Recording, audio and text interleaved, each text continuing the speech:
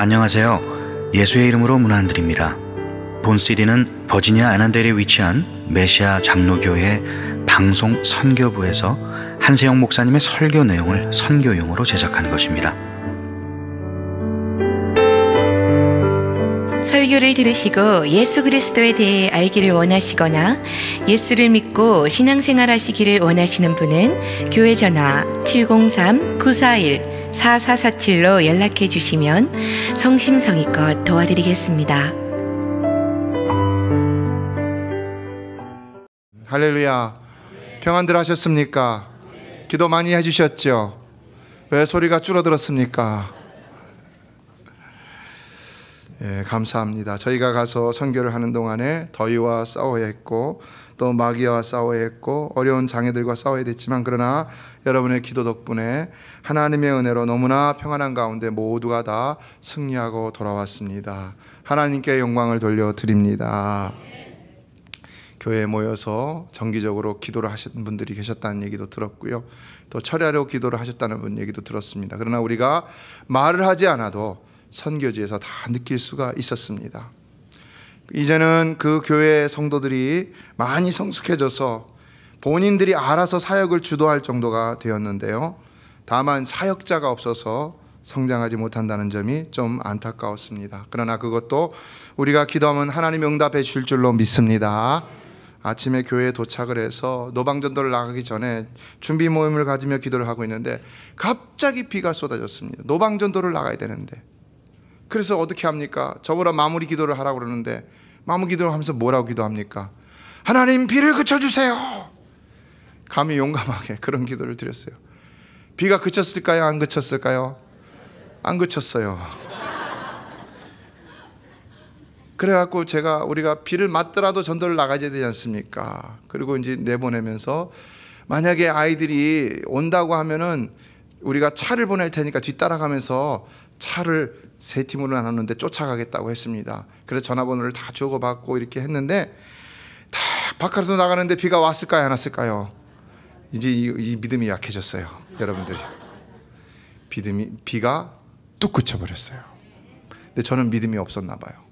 차를 뒤에서 황영희 집사님하고 따라서 이쪽 갔다 저쪽 갔다 자꾸 그랬어요. 혹시라도 비가 내릴까 봐. 근데 그 다음에 비가 왔을까요? 안 왔을까요? 더 믿음이 작아지셨네요. 비가 한 방울도 내리지 않았습니다. 할렐루야. 하나님 우리의 기도 응답하시는 하나님이신 줄로 믿습니다. 그 무더운 날에 함석 지붕 밑에 갇힌 공간에서 성경학교를 하려고 우리 팀원들이 많은 땀을 흘려가며 고생을 많이 했습니다. 그러나 이제는 벌써 3년째가 되니까 열매가 보이기 시작합니다. 아이들이 선생님의 이름을 알고 또 전도사님의 이름을 알고 막 달려듭니다. 전에는 첫 번째, 두 번째 갔을 적엔 저한테는 안 달려들었어요. 제가 좀 무서워서 그랬는지. 근데 이번에 갔더니 저를 꽉 끌어안는 아이들이 많았습니다. 그래서 저는 그게 너무 좋았어요. 한건희 목사님과 이원재 집사님은 2시부터 4시까지 가장 더운 시간에 침술 사역을 하셨고 또 미용 사역도 그 시간에 했고요.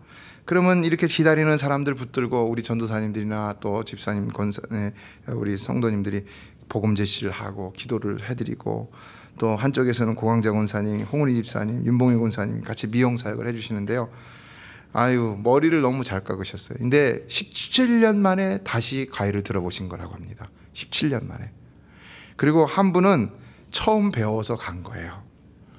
근데 아이들도 그것을 어떻게 알았는지 처음에 머리 깎으라고 그러니까 나서는 애들이 없었다고 합니다. 그런데 어떤 한 아이가 용감하게 믿음으로 앉은 거예요. 그래서 그 아이를 잘 깎아줬는데 보니까 너무 잘 깎은 거예요, 진짜. 그래서 그 줄을 서갖고 앉으면서 나도 저렇게 깎아달라, 저렇게 깎아달라. 그래서 많은 아이들이 머리를 깎았다고 합니다. 어느 어머니는 자기가 깎으면 자신이 이게 망가질까봐 자기 딸을 먼저 깎여보고 난 다음에 잘 깎으니까 저렇게 깎아달라 그렇게 했다는 얘기를 들었습니다.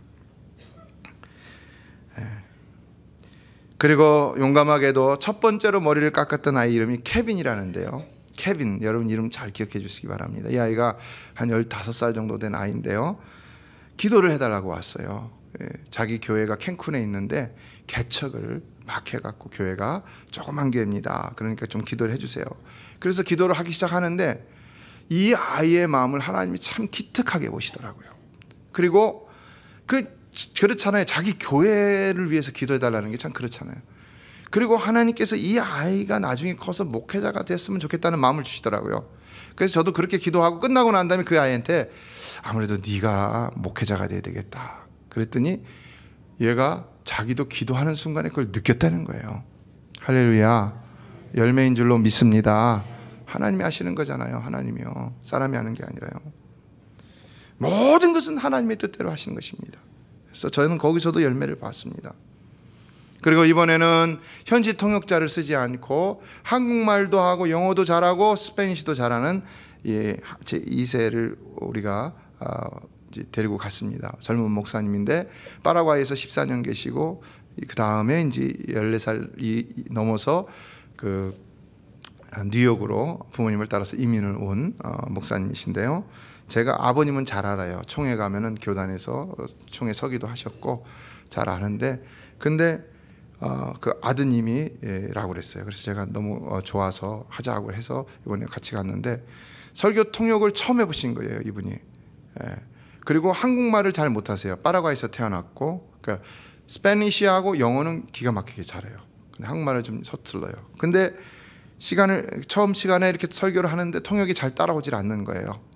힘들어 하더라고요. 근데 시간이 가면서 4번 집회를 했거든요. 월, 화, 수, 목 4번을 집회했어요. 시간이 가면서 얼마나 잘하는지, 저보다도 저하고 제수처를 비슷하게 하는데 더 잘해요. 그러니까 이 성도들이 정말 은혜를 많이 받았습니다. 그리고는 말씀을 들으신 분들이 감사하다고 와갖고는 이렇게 얘기를 하는데요.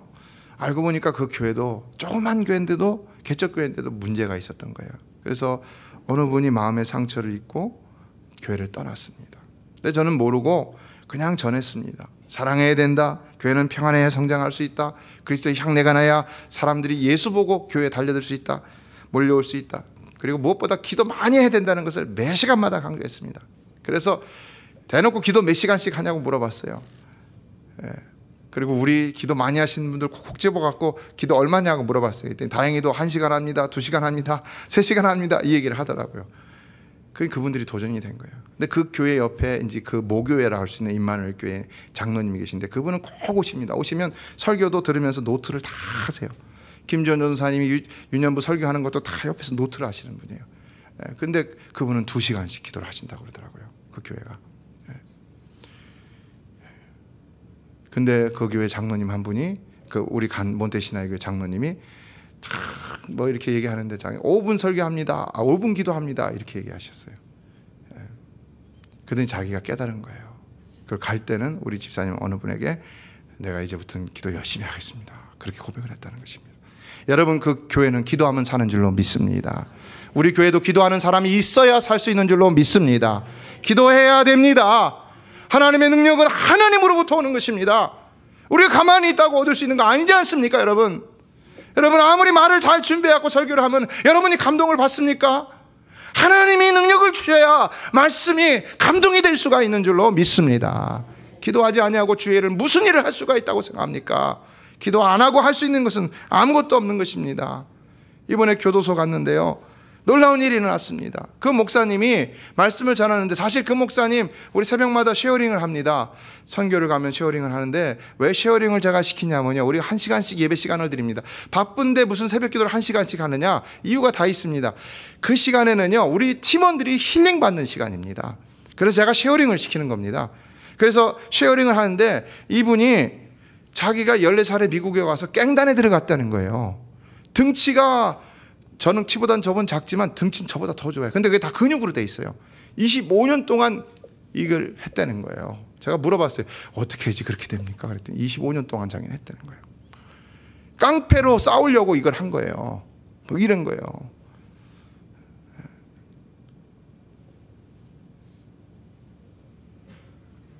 14살에 깽단에 들어가서, 14살 미국에 와서 깽단에 들어가서 21살까지 깡패가 됐습니다. 갱스터가 됐습니다.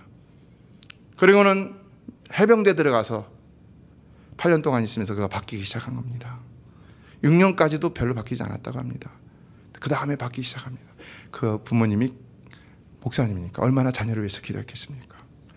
그리고는 완전히 깨져서 나와갖고는 갈보리 채플에서 목사 안수를 받고 그랬는데 또 보니까 신학이 좀 부족한 것 같아서 또 웨스트민스터에서 지금 들어가서 공부를 하고 있다는 겁니다. 그래서 제가 그분한테 교도소 가서 설교하라고 그랬어요. 어떻게 됐을까요, 여러분? 이분이 막 설교를 하는데 사실 스페인시로 하니까 못 알아듣잖아요. 근데도 막 가슴이 뜨거워지고요. 막 눈시울이 적셔지는 거예요. 그리고 그 말씀을 듣는 사람들이요, 집중을 하고요. 모여있던 사람이 한 20, 30명 됐는데 계속해서 사람들이 나오는 거예요. 이걸 들으니까요. 우리가 마이크를 갖고 하니까요. 그러더니 제가 이걸 들으면서 그랬어요. 이거 반드시 결신시켜야 된다. 이거 열매 맺는 거다. 이거 추수해야 된다.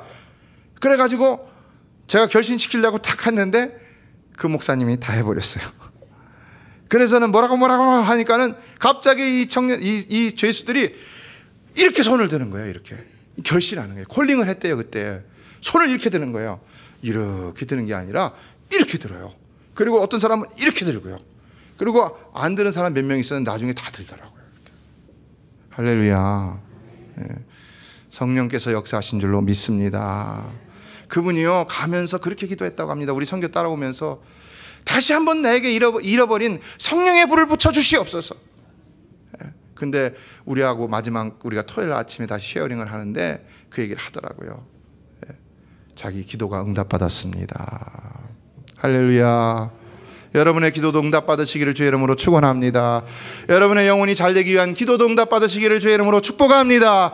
이전을 떠나가기 전에 이 예배 시간을 통해서 여러분의 영혼이 다시 리프레시 되시기를 주의 이름으로 축원합니다.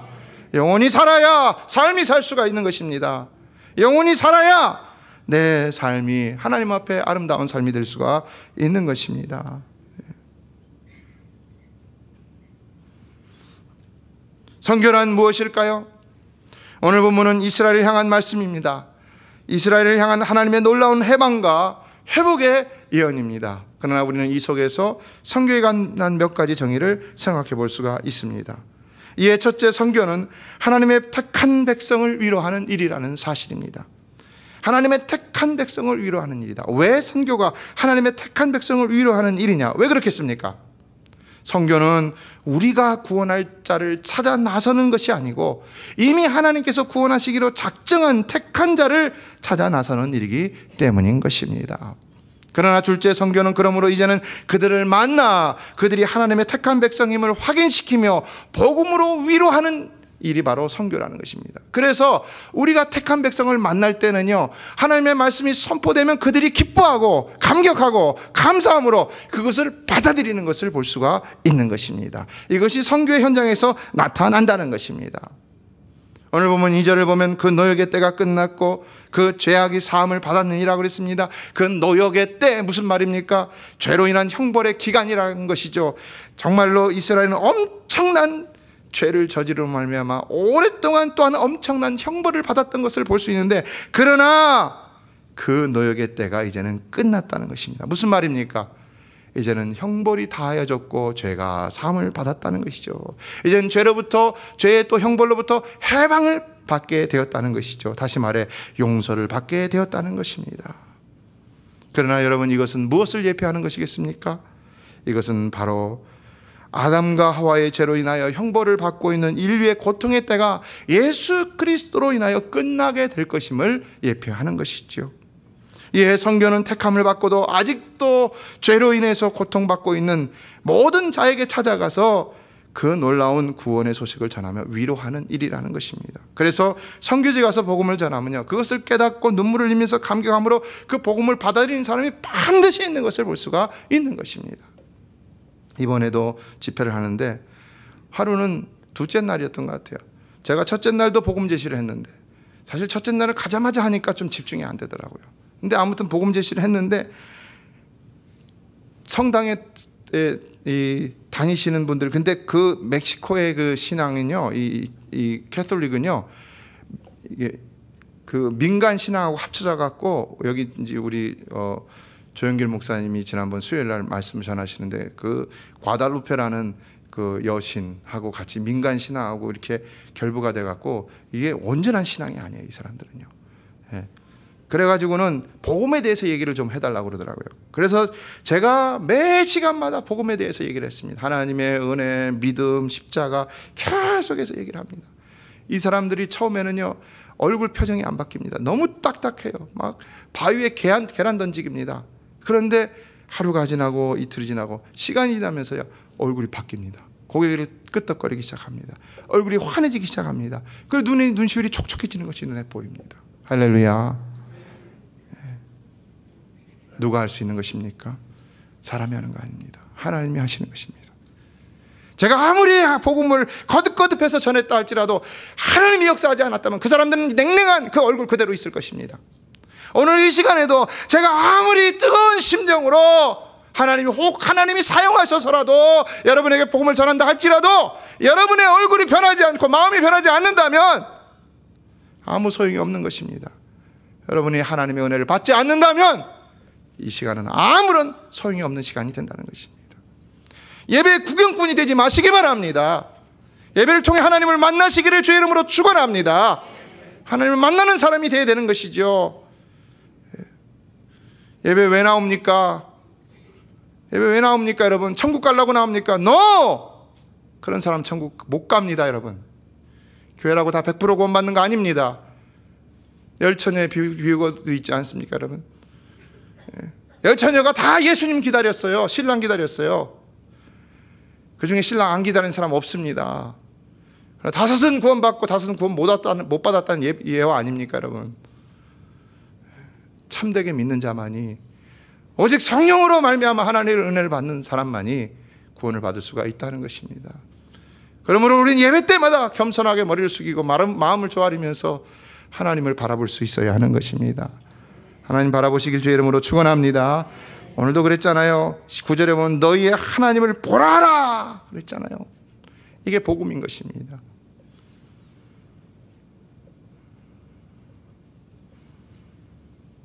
둘째, 선교는 주의 오심을 전하며 주님 맞을 준비를 하도록 하는 일이라는 것입니다. 3절을 보면은 외치는 자의 소리여 이르되 너는 광야에서 여호와의 길을 예비하라, 사막에서 우리 하나님의 대로를 평탄하게 하라라고 했습니다.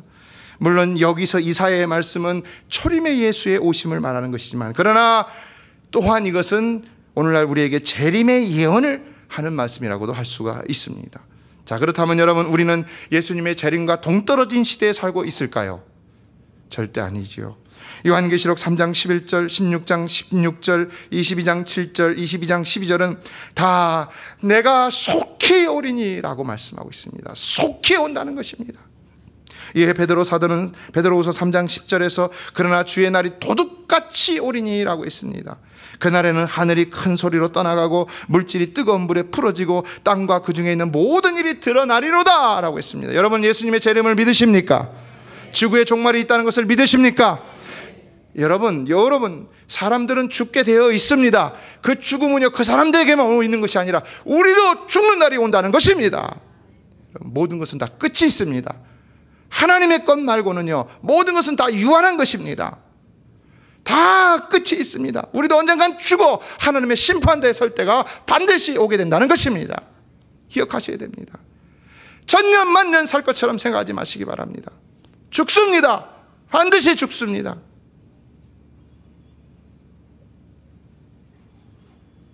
어떤 사람은 지구의 종말이 오면 우주선을 만들어서 피하겠다라고 해갖고 우주선을 만든다는 얘기도 들어본 적이 있습니다. 신문에 요만한 쪽지로 나온 걸 본 적이 있습니다. 그러나 여러분, 우주선을 만든다고 피할 수 있을까요? 심판의 날은 지구의 종말뿐만 아니라 우주의 종말을 알리는 날인 것입니다.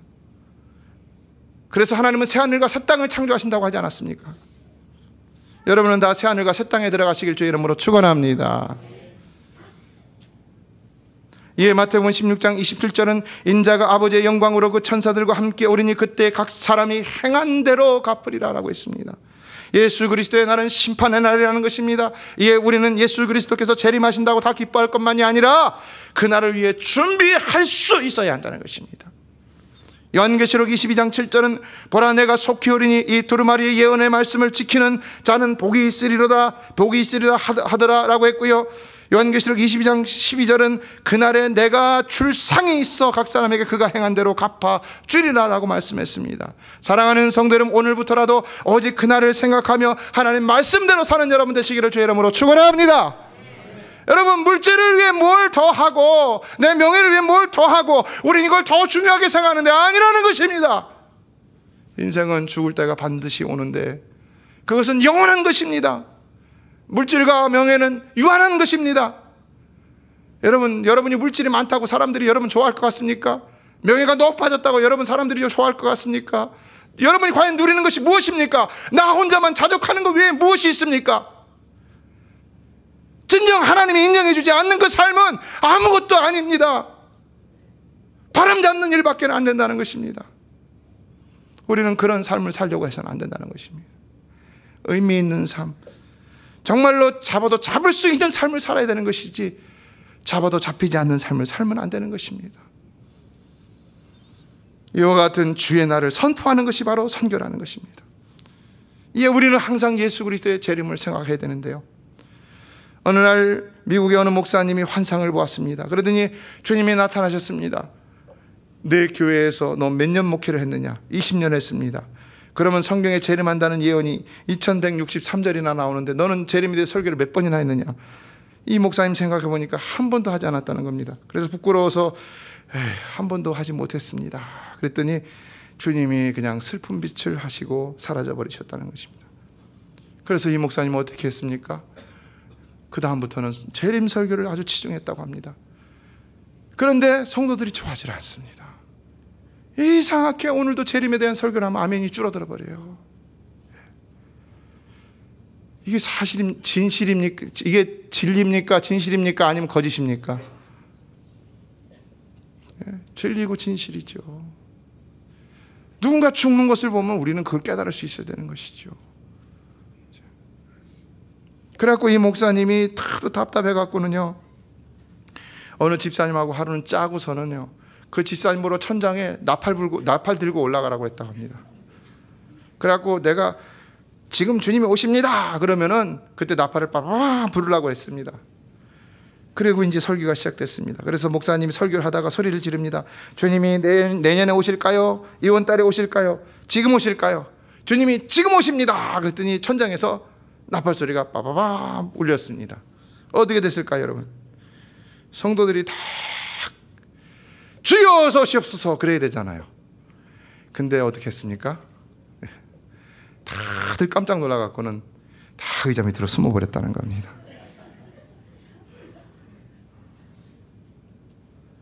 여러분, 주님을 기쁨으로 맞이할 수 있는 성도가 되시길 주의 이름으로 축원합니다.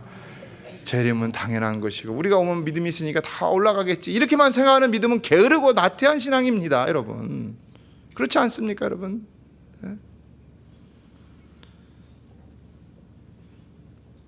셋째, 선교는 아름답고 영원한 진리를 전하는 일이라는 것입니다.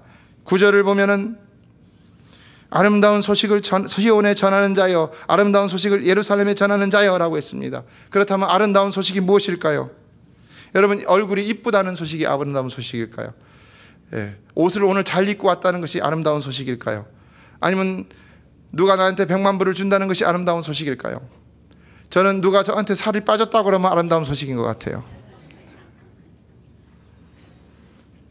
그러나 여러분, 우리에게 진정 아름다운 소식은 바로 나 같은 죄인이 오직 하나님의 은혜로 구원함을 받고 저 영원한 천국에 들어갈 수 있다는 것이 아름다운 소식인 줄로 믿습니다. 나 같은 죄인입니다. 나 같은 죄인, 우리 같은 죄인입니다. 우리 같은 이가 어떻게 저 영원한 천국에 들어갈 수가 있겠습니까? 그러나 예수 그리스도를 믿기만 하면 하나님의 은혜로 우리가 들어갈 수 있다는 것입니다.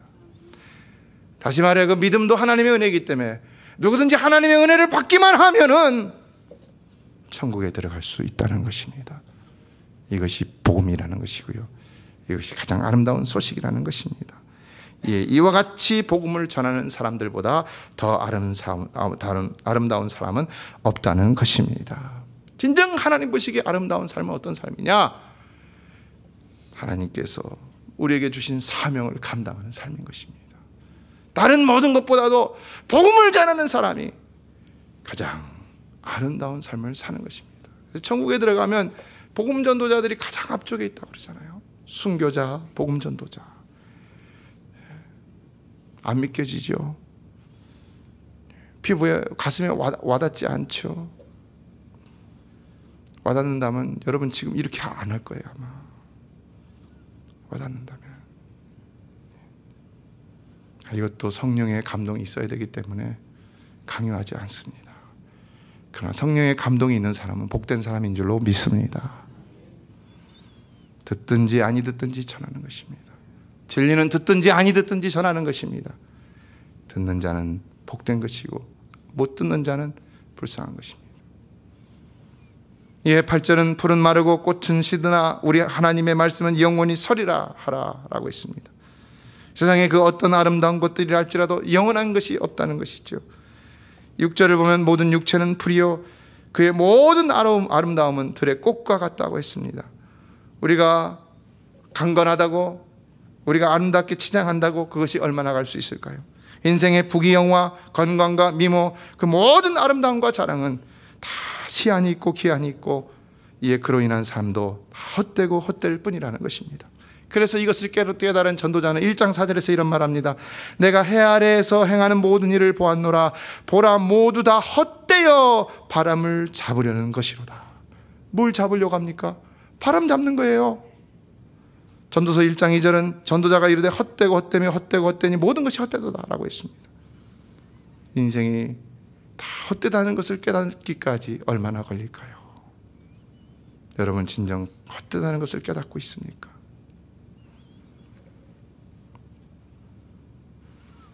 그러나 여호와의 말씀은 영영이 서리라 라고 했습니다. 여호와의 말씀은 영영이 서리라. 여러분 하나님 말씀대로 하면 절대로 후회함이 없는 줄로 믿습니다. 영원히 후회하지 않게 될 줄로 믿습니다. 그러나 이것도 깨달음이 필요한 것입니다. 누가 깨달을 수 있습니까? 오직 성령께서 깨닫게 하시는 자만이 깨달을 수가 있는 것입니다. 그래서 우리는 늘 성령의 도우심을 구하는 가운데 말씀을 가까이 할 수 있어야 되는 것이고요. 그리고 또 그 말씀을 실천하지 않으면 진리를 깨달을 수가 없는 것입니다. 무디 목사님에게 한 청년이 찾아왔습니다. 목사님, 성경을 읽어도 도무지 믿어지지 않는데 어떻게 하면 좋겠습니까? 그랬더니 목사님이 기도하면서 계속 또 성경을 읽어보세요 라고 말하지 않고요, 이런 말씀했다고 합니다. 성경 읽는 것을 중지하고 밖에 나가 지나가는 사람들에게 읽은 말씀대로 행해 보십시오. 힘들게 끌고 가는 손수레도 밀어주고 넘어져 우는 아이를 일으켜 주십시오. 무거운 물건을 들고 가는 자가 있으면 들어주십시오. 그리고 다시 성경을 읽어보십시오. 그래서 이 사람이 그렇게 했더니 어떻게 됐을까요? 다시 그렇게 말씀대로 행하고 집에 돌아와서 성경을 읽으니까 막 가슴이 뜨거워지고요, 확신과 감동이 넘쳐났다는 것입니다.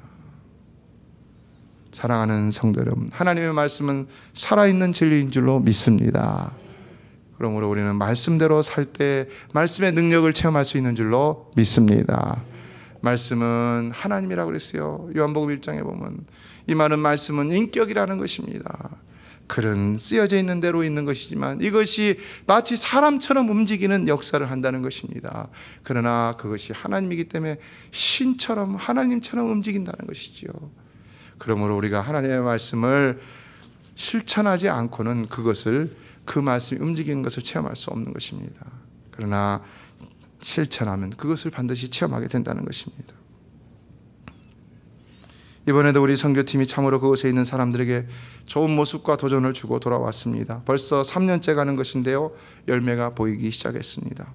여러분의 그 헌신과 희생과 수고도 그분들이 멀리 있어서 볼 수 없지만 그러나 다 그 사랑이 묻어있기 때문에 이분들이 여러분들에게도 참 감사를 하고 있습니다. 그러나 어떻게 할 수 있습니까? 이것도 성령의 감동과 감화가 없으면 여러분이 이곳에 있어도 기도할 수 없는 것이고요, 우리가 나가서도 기도할 수 없습니다. 그냥 왔다 갔다 하고 마는 거예요. 여행밖에는 되지 않는 거예요. 우리가 할 수 있는 것은요, 성령의 감화가 있어야 되는 것입니다. 언제나 성령의 감화가 충만한 성도 여러분 되시길 주의 이름으로 축원합니다.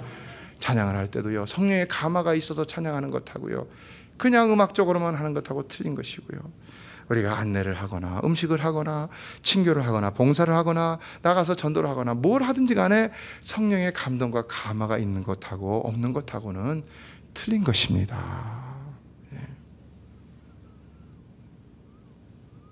예, 결론적으로 말씀드린다면 이와 같은 참된 선교는 하나님의 보호와 상급과 보응과 공급하심과 인도하심이 반드시 있다는 것입니다. 마지막 10절을 읽어보면 보라 주 여호와께서 장차 강한 자로 임하실 것이요 친히 그의 팔로 다스리실 것이라. 보라 상급이 그에게 있고 보응이 그의 앞에 있으며 라고 했습니다. 하나님의 보호와 상급과 보응과 공급하심과 인도하심을 말하는 것이죠. 우리가 주의 말씀을 순종함으로 주의 일을 감당한다면 반드시 하나님은 우리가 참되게 하는 그것 위에 놀라운 보응과 상급과 또 보호하심과 인도하심과 공급하심으로 축복해 주신다는 것입니다. 믿으십니까? 믿을 수 있는 사람은 경험한 사람들인 줄로 믿습니다. 믿지 못하는 사람은 경험하지 못했기 때문에 믿지 못하는 것입니다. 그러므로 경험해 보시기 바랍니다. 우리 집사님이 처음으로 이 바리깡을 들고서 머리를 자르기 시작하려고 대려고 하니까 떨리잖아요. 그럼 못하는 거잖아요. 근데 이걸 어떻게 할 수 있었느냐? 담대함이 생기더라는 겁니다. 이게 무서운 얘기입니다, 여러분. 누가 내 머리에 처음으로 머리를 깎으면서 담대함으로 한번 머리를 빌어보세요. 어떻게 되겠습니까? 근데 머리를 잘 깎았다는 겁니다. 물론 좀 부족한 거는 전문가이신 고광자 권사님 나중에 딱 손질을 다 해주셨다고 하는데요. 네.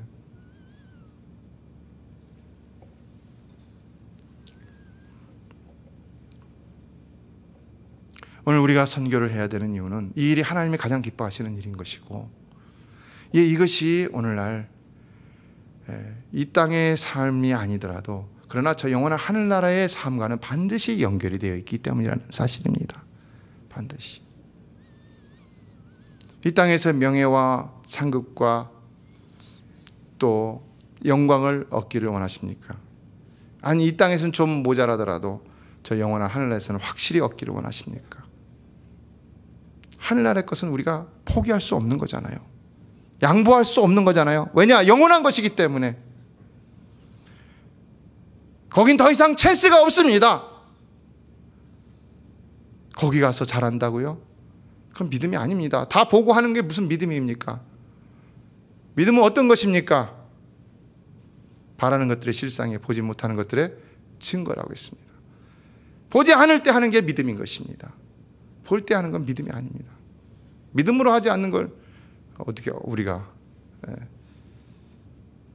상급과 연결시킬 수 있습니까? 지금 해야 되는 겁니다. 지금. 그러므로 우리 메시아의 성도들, 오늘 이 8월 달 선교의 달을 맞아서 다시 한번 선교에 대해서, 그리고 다음 달은 전도의 달입니다. 전도의 영혼 구원이 가장 중요하다는 것이죠. 꼭 마음에 다시 한번 되새기시면서요, 스스로 도전해 보시기 바랍니다. 그리고 남은 생애를 정말 저 영원한 하늘나라의 영원한 영광과 상급, 그러나 그 이전에 무엇보다도 하나님을 기쁘시게 하는 삶을 내 신앙 양심적으로 살기 위해서 더욱더 헌신하시고 또 새롭게 결단하시고 그런 삶을 사실 수 있게 되기를 주의 이름으로 축원합니다. 메시아 장로교회는 아난데일 236 리틀 리버 턴파이크 선상에 있으며 디자인 안경과 알라딘 서점 옆에 있습니다. 주소는 4313번 마크햄 스트리트, 애난데일 버지니아 22003입니다. 성경은 주 예수를 믿어라. 그리하면 너와 내 집이 구원을 얻으리라 하셨습니다. 이 CD를 들으시는 분께서 예수를 믿지 않으셨다면 꼭 예수를 믿고 죄악된 세상에서 구원을 받을 수 있도록 기도하겠습니다.